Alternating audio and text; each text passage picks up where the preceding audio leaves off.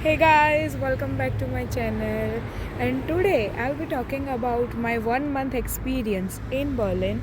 So let's get started. तो मैं उतरी थी फ्रैंकफर्ट एयरपोर्ट पे जब मैं जर्मनी आई तब, और फ्रैंकफर्ट से मेरी कनेक्टिंग ट्रेन थी टू बर्लिन. सो पहली इम्प्रेशन ही वही थी, मेरी ट्रेन बर्लिन पहुंचने में ही 3 घंटा late. So I understood that what I thought of Germany, that trains are very late and something like that, it was true. But Germans लोग बोलते हैं कि हेल्पफुल नहीं है, लेकिन मेरे केस में ऐसा नहीं हुआ था. मुझे एयरपोर्ट से जब ट्रेन में मेरा सामान लोड करना था ना, तो मुझे जर्मन लोगों ने बहुत हेल्प की है. सारे लोगों ने मेरी हेल्प की, मेरा सामान लोड करवाया, मेरा सामान भी रखवाने में हेल्प की है. सो लोगों ने ऐसा मुझे बोला था कि जर्मन्स हेल्पफुल नहीं होते, वेरी रूड होते हैं, लेकिन मेरे केस में ऐसा नहीं था. लोगों ने हेल्प करी थी मुझे. मुझे अभी तक ऐसा एक्सपीरियंस नहीं हुआ है कि जर्मन्स ने हेल्प नहीं करी है या वो रूड है और ऐसा. और कभी कभी हो जाता है बस में, थोड़े वो बूढ़े लोग होते हैं, एल्डरी पीपल, वो लोग थोड़ा आपको घूरते हैं वो सारा चलता रहता है. लेकिन जो यंग जर्मन्स हैं वो ऐसे नहीं है. ऐसा मत सोचना कि यहाँ पे लोग रेसिज्म है लोगों का, ऐसा कुछ नहीं है. आके सबसे पहले हमें करवानी होती है अनमालडूम मतलब सिटी रजिस्ट्रेशन होता है, आपका इंश्योरेंस करवाना होता है, जिसके बिना आपको यहाँ पे जॉब नहीं मिलेगी. Tax ID, social ID, bank account opening, बहुत सारी प्रोसेस होती है गवर्नमेंट की, वो करनी होती है. यूनिवर्सिटी में भी आपको आके सबसे पहले इन्फॉर्म करना होता है कि भाई हम आ गए, तो वो हमें मेट्रिकुलेशन लेटर देंगे which is like enrolment letter. तो वो सब चीज़ें होती है. सबसे पहले ये डॉक्यूमेंटेशन करना होता है यहाँ पे आके, क्योंकि उसके बिना आपका आगे का कुछ भी नहीं हो सकता है. ये सब के चीज़ों के ऊपर एक डिटेल्ड वीडियो मैं बनाऊँगी, स्टेप बाय स्टेप प्रोसेस. और मेन थिंग, वेदर यहाँ पे एकदम अनएक्सपेक्टेड है. मैं यहाँ पे आई और दूसरे या तीसरे दिन ही यहाँ पे एकदम बर्फ़ गिर गई. यहाँ पे मतलब लाइक जहाँ देखो वहाँ बर्फ़, और 3-4 दिन तक वही रहा एटमॉस्फेयर, एकदम माइनस में टेम्परेचर. और मेरे से तो रहा ही नहीं जा रहा, क्योंकि हमारे इंडिया में तो इतनी गर्मी है, तो यहाँ पे हो नहीं रहा था. फिर हो गया अभी धीरे धीरे. Now I am use to this atmosphere, क्योंकि अभी ये धूप है. अभी आप आधे पौने घंटे बाद देखोगे तो यहाँ पे एकदम से बादल आ जाएंगे, ठंड बढ़ जाएगी, फॉगी हो जाएगा एटमॉस्फियर. यहाँ पे ये सब तो चलता रहता है. थोड़ा एटमॉस्फियर का है, एकदम से चेंज होता है लाइक चुटकी में. सेकेंड थिंग इज़ ट्रांसपोर्टेशन यहाँ पे बहुत अच्छा है. यहाँ पे आपको हर जगह पे बस स्टॉप्स, U-Bahn, S-Bahn, आरी सब मिल जाता है. लेकिन एक चीज़ का खास ध्यान रखना होता है, because as Indians we know that हमारे यहाँ पे बस स्टॉप्स है, बस है, ट्रेन्स है, सब जगह पे इतना क्योटिक एटमॉस्फेयर होता है, सब बातें करते रहता है, म्यूज़िक चलता रहता है, ये सब हो. लेकिन यहाँ पर टोटल अपोजिट है. आपको बहुत क्वाइटली ट्रैवल करना होता है. यहाँ पे लोग बिल्कुल आवाज़ नहीं करते हैं, और अलाउड भी नहीं है कि आप पब्लिक ट्रांसपोर्ट में एकदम आवाज़ करो. थोड़ा नॉइज़ चलता है लेकिन बिल्कुल अलाउड नहीं. दूसरी चीज़ें तो ये बात का खास ध्यान रखना होता है कि while travelling you don't make noise. And also as you know that trains, buses are late. So yes, this is right. Sometimes it is 15-minute late, 20-minute late, and sometimes it is 5-10 minutes late. But late is this culture here. So you have to adjust with that. और ये late होने का culture सिर्फ train और buses के लिए है. Otherwise हमें हर जगह पे ऑन टाइम पहुंचना होता है, बिकॉज जर्मन की एक फैंटेसी है, तो ये बोल लो फैंटेसी है, क्योंकि उनको पंक्चुअल रहना होता है. हर जगह पे वो एकदम टाइम पे पहुंचते हैं, तो वो एक्सपेक्ट करते हैं कि हम भी वही करें. और यहाँ पे ऐसा ही है, अगर आपकी 9 बजे की अपॉइंटमेंट है तो आप 9 बज के मतलब 5 मिनट पे भी पहुँचे तो भी आपको बोल देंगे come back next time. So be on time और बिफ़ोर टाइम पहुंच जाओ वहाँ पे. कोई टेंशन नहीं, उसका टेंशन नहीं है, बिफ़ोर टाइम पहुंच जाओ, क्योंकि कभी कभी आपके अपॉइंटमेंट्स जल्दी ले लेते हैं ये लोग. 15 मिनट का वो गैप रख के जल्दी पहुंचना चाहिए, बिकॉज़ ये थोड़ा इधर है, ये चीज़ का ध्यान रखना चाहिए. अदरवाइज़ आपकी अपॉइंटमेंट लेट हो जाती है, कभी कभी नेक्स्ट हो जाती है, नेक्स्ट टाइम आओ ये बोल देते हैं. ये चलता रहता है यहाँ पर. ये चीज़ का खास ध्यान रखना होता है. मेरे साथ ये हुआ नहीं, बिकॉज़ मैं तो पहुँच गई थी टाइम पर. और एक इम्पॉर्टेंट टॉपिक है अकोमोडेशंस. अकोमोडेशंस कैसे ढूंढें. मैं पर्सनली सजेस्ट करूँगी कि व्हाट्सएप थ्रू अकोमोडेशन ढूंढो, बिकॉज़ मैंने भी वहीं से ढूंढा है और वहाँ पे आपको लाइव मिल जाता है अकोमोडेशन।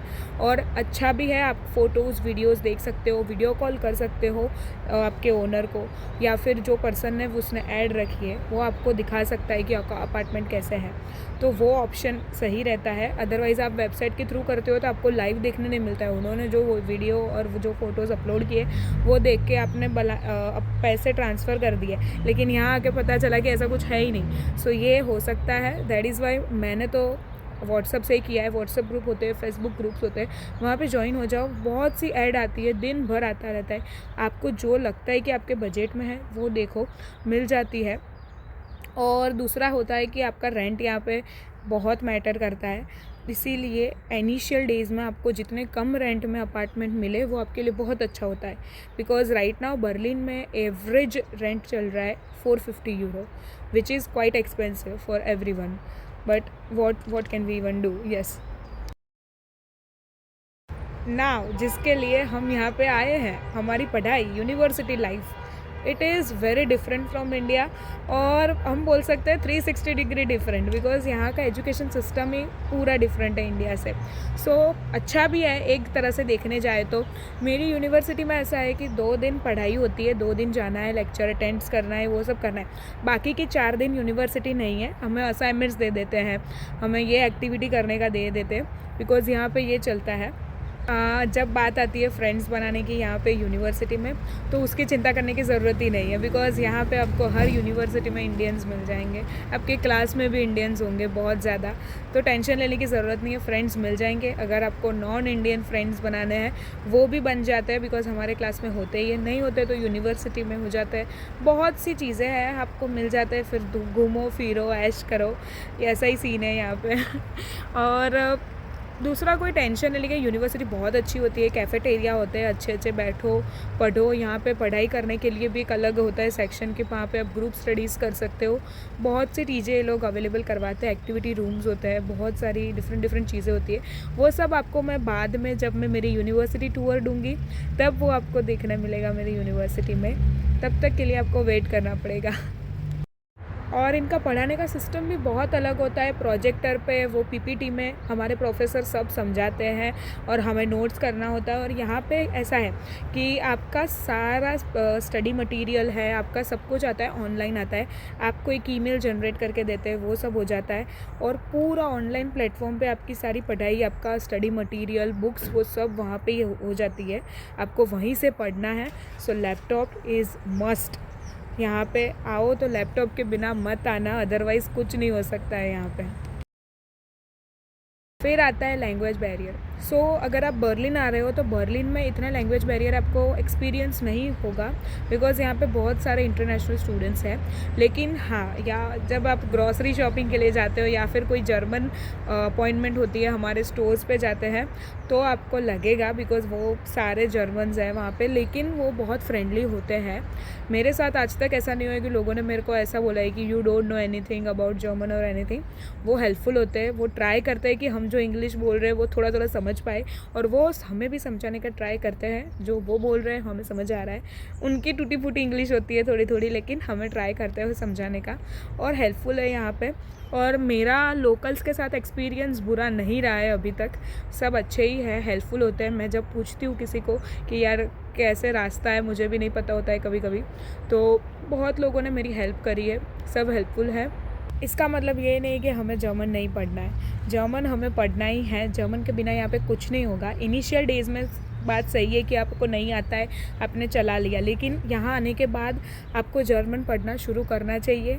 मैं भी स्टार्ट कर चुकी हूँ, मैं भी पढ़ाई कर रही हूँ जर्मन की, बिकॉज़ जर्मन के बिना यहाँ पे कुछ नहीं होगा। आपका स्टूडेंट लाइफ जैसे ही ख़त्म होगा, आपको घुसना पड़ेगा जॉब मार्केट में, और वहाँ जर्मन के बिना यू आर ज़ीरो। सो ये चीज़ सबसे ज़्यादा ध्यान रखनी है।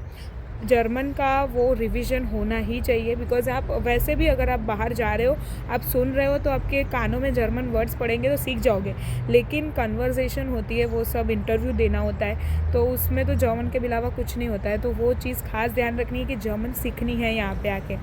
अगर आप इंडिया में नहीं कर सकते हो कोई बात नहीं, लेकिन यहाँ आके तो सीखनी ही है।